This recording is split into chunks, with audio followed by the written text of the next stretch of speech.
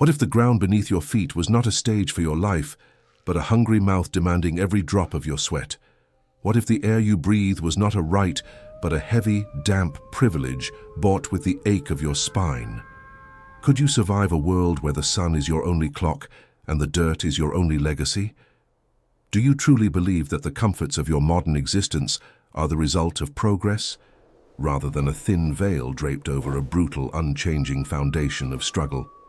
Is it possible that the ghosts of the 14th century are not distant ancestors, but the very architects of the desperation that still lingers in the human marrow? You walk into the grey light of a British dawn, and the first thing you realize is that the silence of the Middle Ages is not peaceful. It is heavy. It is a silence thick with the smell of wet thatch, wood smoke that stings the back of your throat, and the metallic tang of frost clinging to the mud. You are standing in a hovel that feels less like a home and more like a shallow grave lined with straw. The walls around you are made of wattle and daub, a mixture of mud, straw and dung that breathes with the dampness of the earth itself.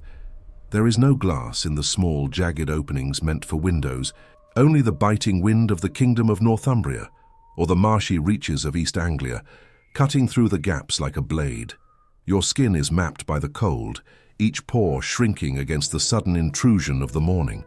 Beneath you, the floor is not solid, but a layer of rushes covering a packed earth that holds the memories of every winter before this one. You feel the grit between your toes, the dampness seeping into your woolen tunics, which are heavy with the moisture of the low-hanging mist. This is the starting point of your 24 hours, a cycle governed not by seconds or minutes, but by the physical limits of your own endurance. You move toward the hearth, but the fire is a dying ember, a flickering orange eye in a sea of grey ash. The warmth it provides is a lie, a fleeting ghost that disappears the moment you step 2 paces away. Outside, the world is a monochromatic landscape of browns and deep greens, blurred by a fog so thick it feels as if the sky has collapsed onto the fields. You hear the low, rhythmic thud of a distant axe and the agitated bleating of sheep penned in by stone walls that have stood for centuries. This is the infrastructure of survival. Every stone was moved by hand. Every beam of timber was shaped by a blade. You step out into the mud, and it immediately claims your footwear, pulling at you with a suction that mimics the gravity of the social hierarchy itself. You are bound to this soil by law, by blood, and by the sheer necessity of the harvest. The physics of your morning are simple. If you do not bend, you do not eat. You walk toward the communal fields, your body already tensing for the labor to come.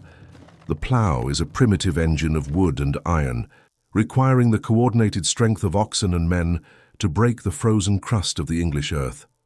You feel the vibration of the blade hitting a hidden stone, a shock that travels up your arms and settles in your teeth. This is not the romanticized history of kings and tapestries. This is the reality of the grain. The grain is everything. It is the currency of your life and the measure of your worth to the lord of the manor.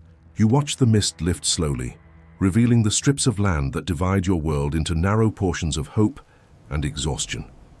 The air begins to warm slightly, but it brings with it the smell of the damp wool on your back and the sour scent of the village. You realize that your survival depends on the stability of this very mud, on the predictability of the seasons, and on the strength of the person standing next to you in the furrow. There is a profound fragility here, a sense that one bad frost or one week of heavy rain could erase the entire village from the map.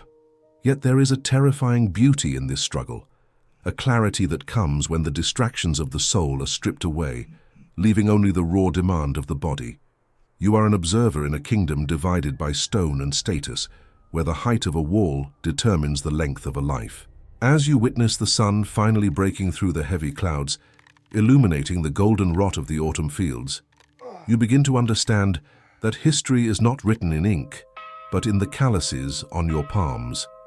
This is the first layer of the medieval machine, the foundational grit that allows the towers of the distant castle to touch the clouds. You are the fuel for a fire you will never sit beside. Before the sun reaches its zenith, and the demands of the day pull you deeper into the machinery of the feudal estate, take a moment to anchor yourself here, Confira se já é inscrito neste canal, porque a história que nos ensinaram nos livros é apenas a superfície de uma realidade muito mais tátil e visceral que estamos prestes a desenterrar juntos em cada detalhe deste percurso. You continue to press the plow into the earth, the weight of the wood pressing against your shoulder, feeling the resistance of the land as if it were a living thing fighting back. The rhythm of the work begins to numb the mind, leaving only the sensory input of the environment. The sound of the wind through the leafless oaks, the distant tolling of a church bell that marks a time you cannot read, and the persistent itch of the coarse fabric against your neck. You are part of a cycle that has no beginning and no end, a cog in a biological clock that governs the rise and fall of empires from the bottom up. The soil is dark, rich, and indifferent to your suffering, yet it is the only thing that offers a promise of tomorrow. As the light shifts and the shadows of the hedgerows lengthen across the open fields, you prepare to leave the mud behind to face the cold, towering authority of the stone. The transition from the horizontal world of the fields to the vertical world of power is the next stage of your journey through this divided kingdom. You wipe the sweat from your brow with a hand stained by the very earth you serve, knowing that the dawn was only the beginning of a trial that will test every fiber of your being before the first star appears in the sky. The day is young, and the kingdom is vast, and the stone sentinels are waiting for your arrival. As the sun climbs, you leave the horizontal world of the furrow behind and approach the vertical dominance of the castle, a jagged crown of limestone and grit rising from the mist like a titan's fist. If the village was defined by the yielding nature of mud, this place is defined by the absolute refusal of stone. You feel the change in the very air. It grows colder, sharper, as the massive shadow of the keep falls across your path, swallowing the meager warmth of the morning. To enter these gates is to transition from a creature of the earth to a subject of the heights. The drawbridge groans under its own weight, a mechanical beast of oak and iron chains that rattles through the valley, signaling that your presence is tolerated but never welcomed. You look up, and the sheer scale of the battlements makes your neck ache, a physical manifestation of the hierarchy that keeps your life small and this fortress eternal. The walls are not merely defensive, they are psychological. They are designed to make you feel fragile, a temporary flicker of flesh against the geological permanence of the Lord's power. Inside the inner bailey, the sensory landscape shifts violently. The smell of wet wool and manure is replaced by the suffocating scent of tallow candles, the metallic tang of the armory, and the acrid smoke of coal fires that never truly die. There is a constant rhythmic clanging, the sound of iron meeting iron, as the blacksmith shapes the tools of war. Each strike of the hammer vibrates through the soles of your boots, a reminder that peace in this divided kingdom is merely the interval between two battles. You walk through a narrow vaulted corridor where the humidity of the stone clings to your skin like a damp shroud. The walls are sweating, weeping mineral tears that have carved pale streaks down the dark masonry over 100 years.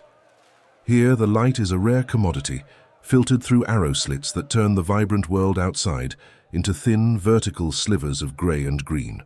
You realize that to live within these walls is to be perpetually on guard, to trade the freedom of the open sky for the suffocating security of a tomb. The floors are uneven, worn smooth by the passage of thousands of soldiers and servants whose names have been erased by time, yet whose presence lingers in the hollows of the steps. You reach the great hall, a cavernous space where the ceiling is lost in a haze of smoke and shadow. High above, the timber beams are blackened by decades of hearth fires, resembling the ribcage of a leviathan. This is the heart of the machine, the place where the surplus of your labor is transformed into the luxury of the few. You see the contrast in every detail, the richness of a tapestry depicting a hunt you would be executed for joining, the weight of a silver chalice that costs more than your entire village's harvest. There is a density to the atmosphere here, a pressure born of concentrated authority. You watch the soldiers in their padded gambesons and chainmail, their movements stiff and loud, a cacophony of clicking metal that serves as the heartbeat of the castle. They are the extensions of the stone, the human marrow within the skeletal defense. You see a young page scurrying through the shadows, his face pale from the lack of sunlight. carrying a basin of scented water that feels like an insult to the grit still under your fingernails. The hierarchy is not just a law, it is a physical reality that dictates how much air you are allowed to breathe and how far your eyes are permitted to wander. The castle functions as a sieve, straining the life from the surrounding land and condensing it into this cold, arrogant center. You feel the fragility of your own body in the presence of such mass.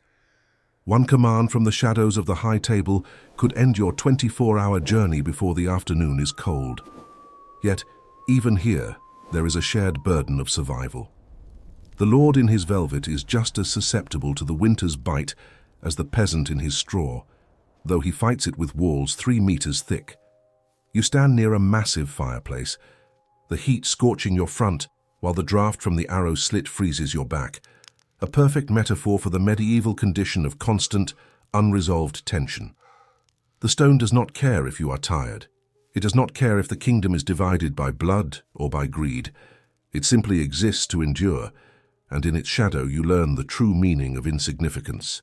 This structural rigidity is what allows the kingdom to persist through the chaos of the centuries, a skeleton that holds the flesh of society together even as it bruises it.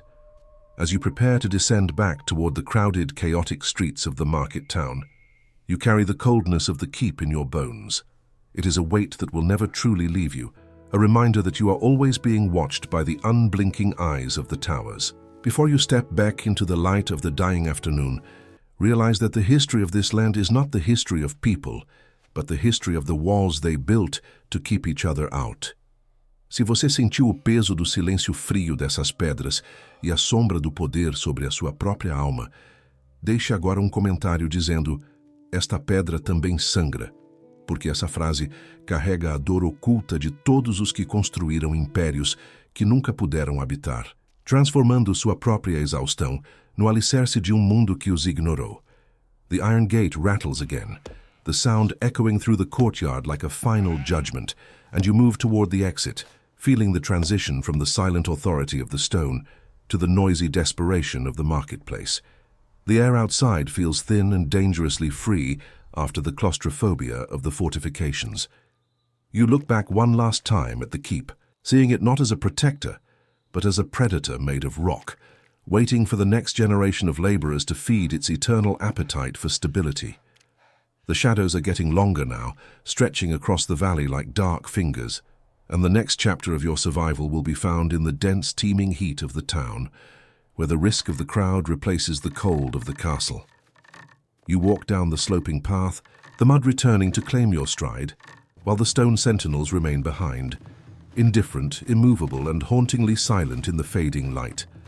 Leaving the sterile, vertical indifference of the stone keep, you descend into the valley, where the air thickens with the frantic heat of human proximity. This is the town, a labyrinth of timber frames and overhanging gables that lean toward each other as if whispering secrets of the plague. Here, the silence of the fields and the cold echoes of the castle are replaced by a sensory assault so dense it feels physical. You are no longer an observer of the earth or a subject of the heights. You are a particle in a high-pressure machine of trade and survival. The ground beneath your feet is no longer pure mud, but a treacherous slurry of offal, rotting vegetable matter, and the grey water discarded from upper-story windows. Every step you take is a negotiation with filth. The smell is a sentient thing, a heavy curtain of stagnant ale, untanned hides, and the sweet, cloying scent of decay that clings to the back of your throat. This is the marketplace of despair, the engine of the divided kingdom, where the wool of the sheep you ploughed for this morning is transformed into the silver that buys the Lord's wine. You push through a crowd of bodies wrapped in coarse, unwashed wool, feeling the friction of skin against skin in a world where personal space is a luxury the poor cannot afford. The sound is a cacophony of desperation, the shrill cries of fishwives, the rhythmic chanting of friars, and the constant underlying hum of 1,000 haggling voices. You see the mechanics of the economy in the shaking hands of a weaver and the calculating eyes of a merchant from the Hanseatic League. There is no middle ground here. You are either selling your soul or buying your time. The stalls are cramped, overflowing with the harvest of a landscape that is both generous and cruel. You touch a bale of raw wool, feeling the lanolin grease coating your fingers, a reminder of the animal grit that builds the wealth of empires. But beneath the commerce, there is a vibrating chord of fear. You notice a man shivering in the shadow of a tavern, his skin a sallow grey, his eyes wide with a fever that the town's walls cannot contain. In this density, contagion is not a theory, it is a neighbour. The proximity that allows for trade also allows for the invisible march of the Black Death, a spectre that haunts every exchange of coin. You realize that the very structure of the town, its narrow alleys, its shared wells, its communal hunger, is a blueprint for its own destruction. The houses are built so close that the sun only touches the street for a few minutes at noon, leaving the rest of the day in a perpetual, humid twilight. You watch a rat scurry across a pile of discarded grain, its movement a dark flicker in the corner of your eye, a small herald of the chaos that balances the order of the kingdom. This is the fragility of the urban experiment. The town provides a fragile safety in numbers, but it demands a toll in health and dignity. You see a woman trading a pewter spoon for a handful of dried peas, her face a mask of iron-willed endurance.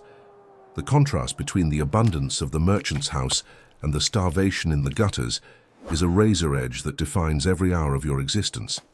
There is no safety net here, only the rigid laws of the guild and the distant looming threat of the gallows. The economy is a physical weight, a chain of debt and duty that links the shepherd to the king, and you are currently the weakest link in that chain. As the afternoon sun begins to dip, casting long, distorted shadows of the timber beams across the filth of the street, you feel a sudden, hollow ache in your chest. It is the realization that this teeming mass of humanity is just as isolated as the lonely ploughman in the dawn. We are all trading our limited hours for the chance to see another sunrise. This realization is what connects us across the centuries, the shared pulse of a species that refuses to yield to the darkness of its own making.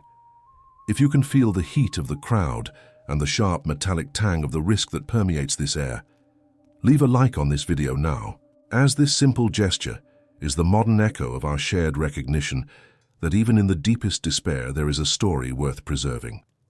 You turn away from the central square, your senses numbed by the roar of the town, seeking the one place where the noise of the world is supposed to fall away. The transition from the chaos of the market to the structured silence of the monastery is your next path.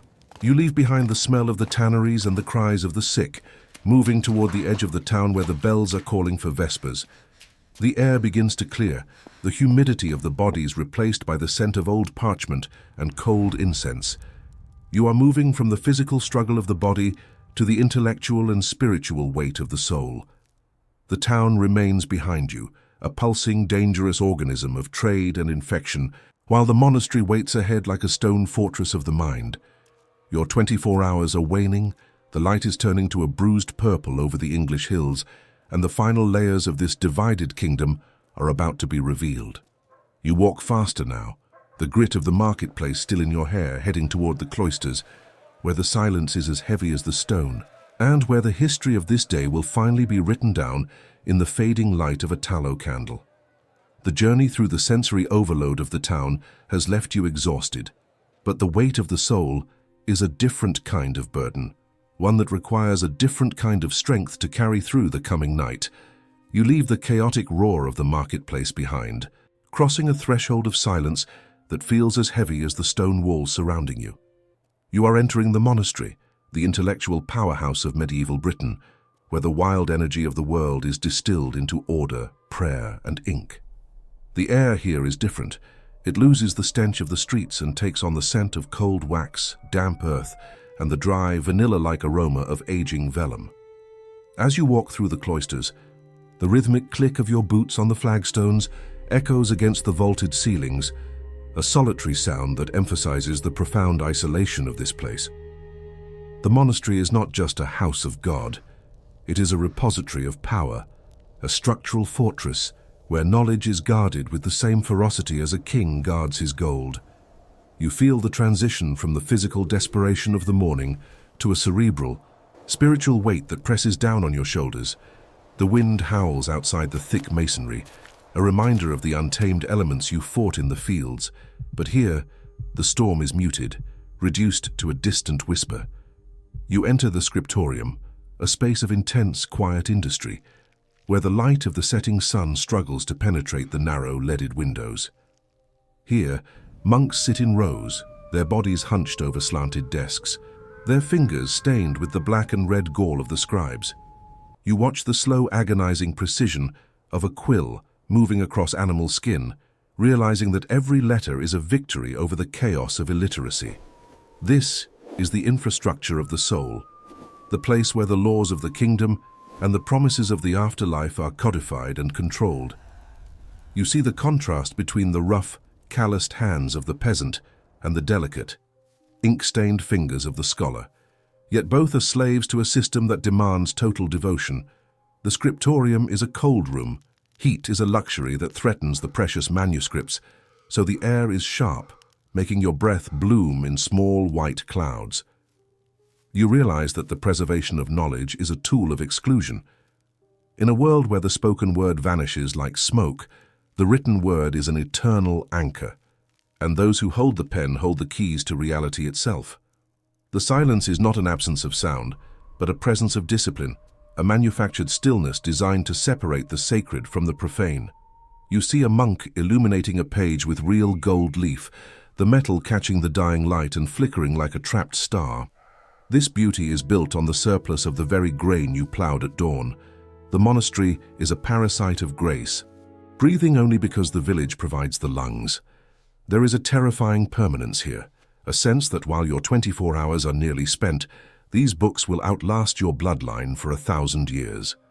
The tension between the fragility of the human life and the endurance of the parchment is palpable. You feel the weight of the soul as a physical burden, a requirement to conform to a cosmic order that you can barely perceive but must obey. The monastery functions as the clock of the kingdom, its bells dictating the pace of life even for those who never enter its gates. As the shadows stretch across the cloisters, turning the stone into pillars of darkness, you begin to understand that the division of this kingdom is not just between the rich and the poor, but between those who are remembered and those who are forgotten. Every stroke of the quill is an act of defiance against the void, yet it is also a wall that keeps the unlearned in the dark. You stand in the center of the courtyard, looking up at the spire that pierces the darkening sky, feeling the insignificance of your own narrative in the face of such institutionalized eternity. The roar of the elements outside is growing louder as night approaches, but the silence of the monks remains unbroken, a testament to the power of the mind to cage the wildness of nature. This is the intellectual spine of Britain, the rigid framework that gives the chaos of the Middle Ages a sense of direction and purpose. The transition from the noise of survival to the silence of reflection is almost complete. But before you leave this sanctuary of ink and stone to face the final hours of the night, you must recognize the importance of this bridge between the material and the eternal. Share this journey with those who still seek to understand the hidden structures of our world, for by passing on this story, you are performing the same act of preservation as the scribes in the cold light of the scriptorium, ensuring that the grit and the gold of the past are never truly lost to the wind. You move toward the heavy oak doors, the vibration of the evening bell shivering through the floorboards, calling the world to a halt. The weight of the soul is the final lesson of the day, a reminder that we are more than the bread we eat or the mud we tread. You step back out into the cooling air, the monastery's shadow receding into the general gloom of the evening. The final chapter of your survival is not found in the fields, the castle, or the market, but in the internal space, where the fire dies down and the darkness finally takes hold. Your body is heavy with the exhaustion of 100 lifetimes, and the cold of the British night is waiting to claim the last of your warmth. You walk toward the horizon, the silence of the cloisters still ringing in your ears like a persistent ghost, while the divided kingdom prepares to sleep, unaware of the observer who has walked through its layers. The day is nearly over, and the elevation from the concrete to the symbolic is almost at its peak, leaving you with only the embers of the day to guide your final steps through the history of a land that never truly sleeps. What if the ground beneath your feet was not a stage for your life, but a hungry mouth demanding every drop of your sweat? What if the air you breathe was not a right, but a heavy, damp privilege bought with the ache of your spine? Could you survive a world where the sun is your only clock and the dirt is your only legacy? Do you truly believe that the comforts of your modern existence are the result of progress rather than a thin veil draped over a brutal, unchanging foundation of struggle? Is it possible that the ghosts of the 14th century are not distant ancestors, but the very architects of the desperation that still lingers in the human marrow? The sun has finally surrendered to the horizon, leaving behind a sky the color of a fresh bruise.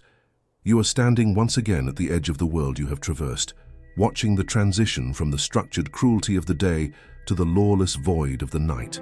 In medieval Britain, the night is not merely an absence of light. It is a physical entity, a thick, suffocating blanket that dissolves the boundaries between the peasant's hovel and the lord's fortress. You feel the temperature drop with a predatory swiftness, the dampness of the English soil rising to meet the freezing air. The rigid order you witnessed, the hierarchy of the stone, the rhythm of the plough, the precision of the quill, now confronts the absolute chaos of a world without artificial illumination. You move toward a small communal fire, the dying embers glowing like the last heartbeats of a weary giant. The warmth is localized and pathetic against the encroaching frost, a reminder that all the grand architecture of the kingdom is ultimately a fragile shield against the indifference of nature. You look at your hands, stained with the mud of the fields, the grease of the market, and the ghost of the monastery's ink. This is the sum of your 24 hours, a collection of sensory scars. The society you observed is built on the illusion of permanence, yet as the darkness deepens, you realize that it is held together by the thinnest of threads. The survival of the kingdom depends on the predictability of the tides, the health of the grain, and the desperate hope that the plague does not ride in on the evening mist. You hear the wind whistling through the gaps in the timber, a sound that has remained unchanged for 1,000 years, mocking the temporary structures of man. The stability of the feudal system, which seemed so immovable under the midday sun, now feels like a fever dream. What remains is the raw reality of the species, a group of huddled figures shivering in the dark, waiting for a dawn that is never guaranteed. The fragrance of the air has shifted again, losing its complexity and becoming a singular sharp scent of frozen earth and ancient wood smoke. You are no longer a participant in the machinery of the state. You are a witness to the fragility of the human experiment. The contrast between the abundance you saw in the great hall and the hunger you felt in the marketplace dissolves in the shadows, where every soul is equally vulnerable to the cold. This is the final elevation of your journey, the moment where the concrete details of survival transform into a philosophical truth. The Middle Ages were not just a period of time, but a testament to the endurance of the spirit within a cage of iron and superstition. You realize that the legacy of this divided kingdom is not found in the ruins of its castles, but in the persistent, unyielding drive to build something meaningful in the face of certain decay. The silence of the night is now absolute, broken only by the crackle of a branch or the distant, lonely howl of a wolf, reminding you that the wilderness is always waiting at the gates. You have walked through the layers of a world designed to break you, and yet you are still here, standing by the embers. This is the ultimate victory of the observer, to see the structure, to feel the weight, and to carry the story forward. Your time in this century is drawing to a close, the cycle of the sun preparing to reset the stage for another day of labor and prayer. As you fade back into the safety of your own era, carry the weight of this day with you, for it is the foundation upon which your own world was built. This has been a journey through the marrow of history, a visceral encounter with the reality of our ancestors. Confira-se já é inscrito neste canal, because the exploration of the depths of time and the human condition is a journey that never ends, and your presence is what keeps these stories alive. Se você assistiu até aqui é porque gostou desse caso, deixe um comentário dizendo "Eu assisti até aqui", para que eu possa te conhecer e saber quem realmente gosta das histórias aqui do canal. Leave a like if this journey through the medieval United Kingdom altered your perception of the resilience of the past, and do not forget to share this documentary with those who also seek the truth hidden beneath the layers of time. The fire is now only a pale ash, and the cold finally claims the space that the light occupied. You close your eyes as the darkness becomes total, feeling the pulse of the earth one last time before the silence is complete. History is an echo that never fully silences, and you are now part of that eternal resonance. The night is vast. The kingdom is asleep under the weight of its own history, and you are the guardian of the memories that tomorrow's sun will again try to erase. Say goodbye to the mud, the stone, and the parchment, for your journey ends where our understanding begins, at the uncertain limit between what was lived and what was remembered. The United Kingdom remains out there, a spectre of stone and mist, waiting for the next traveler who dares to feel the cold of its dawn and the despair of its evening. You return to your time, but the smell of the smoke and the touch of the ice will remain in your mind as proof that survival is the oldest and most brutal art of humanity. The cycle closes, the embers go out, and the documentary of your immersion reaches its final destination, leaving only the trace of a truth that time cannot consume. Every step you took from the field to the scriptorium has been etched into the narrative of this divided land, a testament to the grit that defines us. Now, as the screen fades to black, the shadows of the 14th century remain, whispering that the distance between then and now is shorter than you ever dared to imagine. Sleep now, for the kingdom demands its rest, and the silence is the only king that truly rules forever.